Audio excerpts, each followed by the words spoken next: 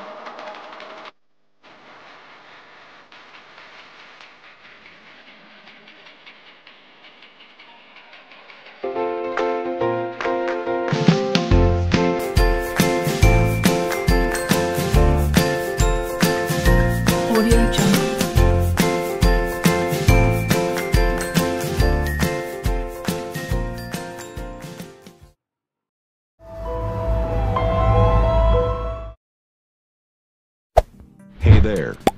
Subscribe to my channel. And also press this bell icon.